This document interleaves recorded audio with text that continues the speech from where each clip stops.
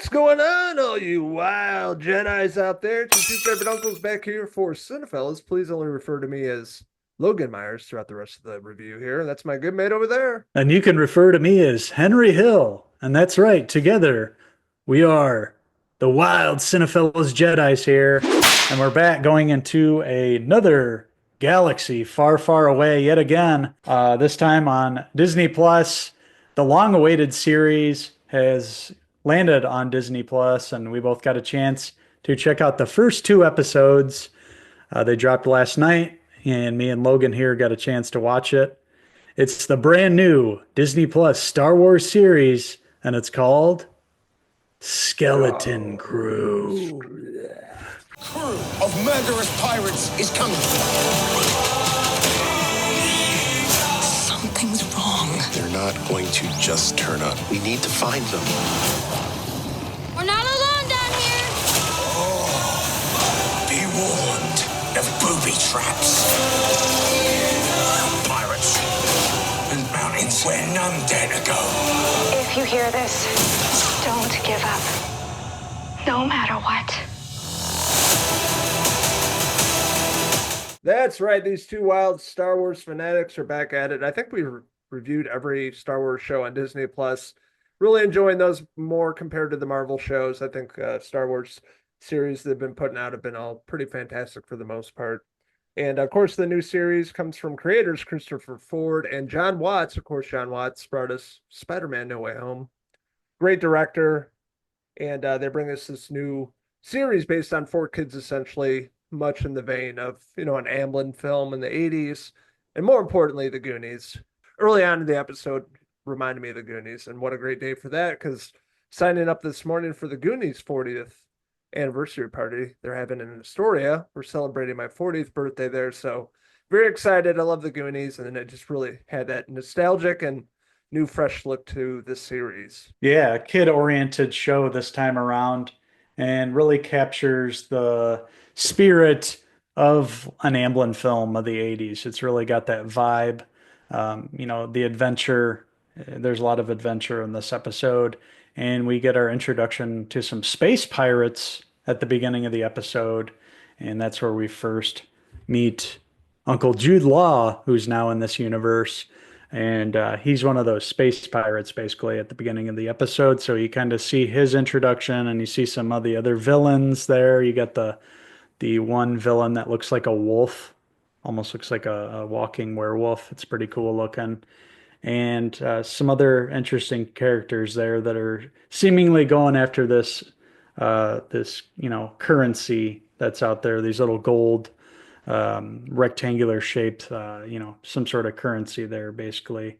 And they board this ship and basically invade it, which and was a really cool scene where the ship kind of comes up and then shoots in the anchors into the ship, and then there's a whole action scene to kick off the episode before we're introduced to the kids. So it was an exciting beginning. It takes a little while to set up, but then we get to go see these four kids on their home planet of Aten, where they're all going to school, and it's the first time that we've seen like a school setting in the Star Wars universe, and a very interesting take on this that we haven't seen before. Yeah, this whole town had a very futuristic, look to it. Obviously the future, what's the world going to look like towns. And I thought they did a really great job with the set design, making it look, futuristic Star Wars up in space, essentially a school, like a school bus, their houses.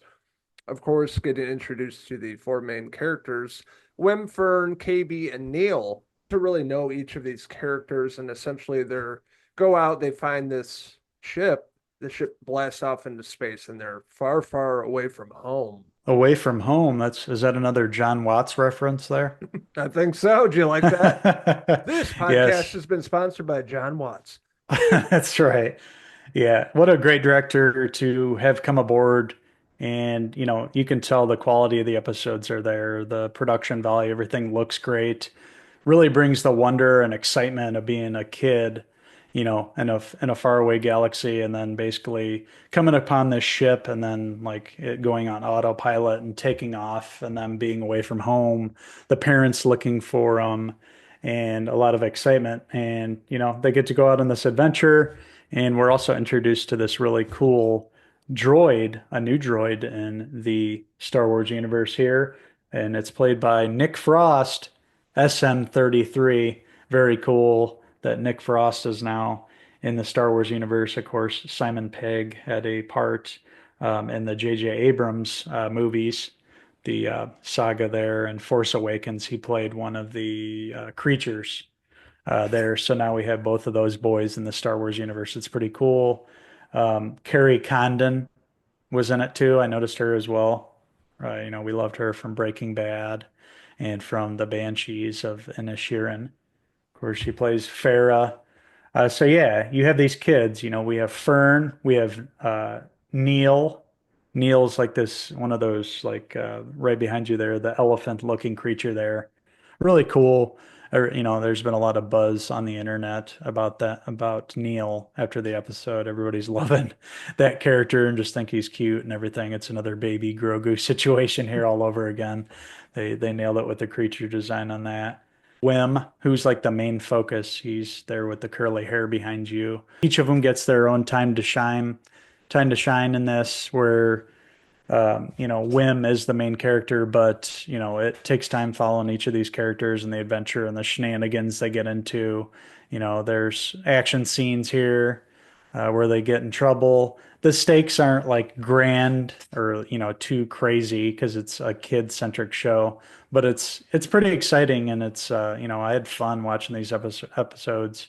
It reminded me of some Amblin entertainment from back in the 80s. It like took me back to the 1980s, and I really appreciated that for a modern, younger audience. Obviously now, bringing old and new together and doing it in a tasteful way. I thought it was just really well done. The first two episodes had a great time with, watch back to back. Really love the story, love the characters so far. The robots, the spaceship, all the nods to the Goonies and Stranger Things and a million movies from the 80s back then, adventure story, four unlikely people or kids coming together, going on this adventure and trying to survive and do something good. So that's what I took out of it. Really impressed with this. Flew by for me. I'm really excited to see where this goes.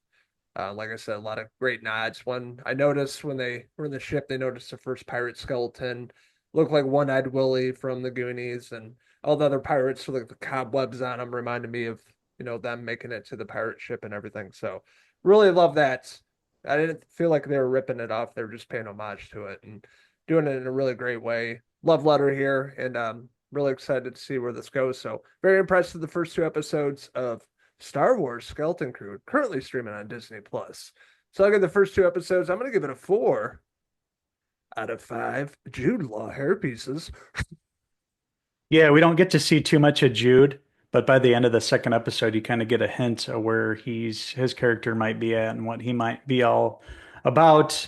But he's going to remain mysterious, but we'll see how he plays into this role now that he has met the kids by the time the second episode ends.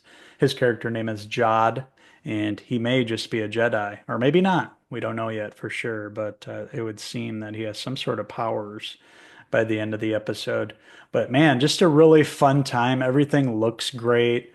There's a lot of fun action with the kids there, a lot of obvious nods there and love, specifically for the Goonies, like you mentioned.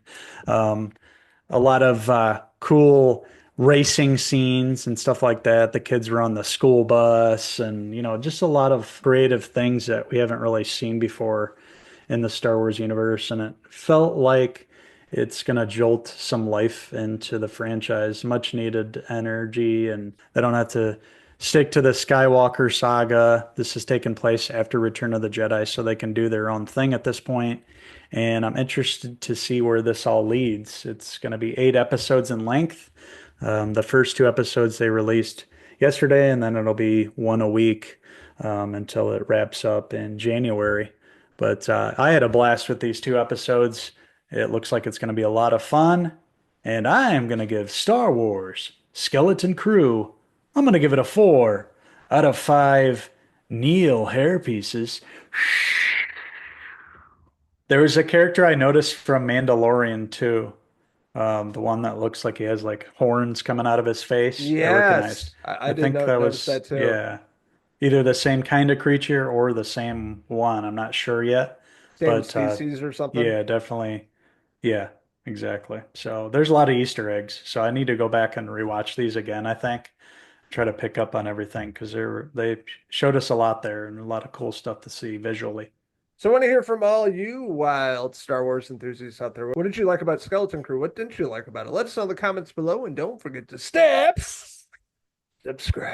Also, check out these wild Goonies on Facebook, X, and Instagram, and our website, Cinephellas.com, for the latest, greatest TV, movie news and reviews. Well, thank you very much, you Lucasfilm enthusiasts out there. Your two favorite acolytes are going to be back, and we'll cover the whole first season of Skeleton Crew in January. So until then, in a galaxy far, far away, I'm Uncle Henry Law. Please call me Logan Watts for the remainder of this review, which is ending right now. Until next time, cheers! Cheers.